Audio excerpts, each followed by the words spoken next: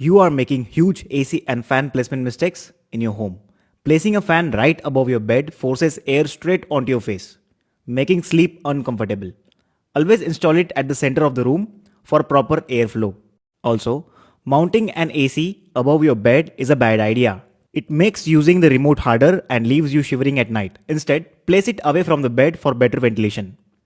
And never install an AC too close to the ceiling. Without enough clearance, it struggles to pull in air effectively, leading to overheating and reduced cooling performance.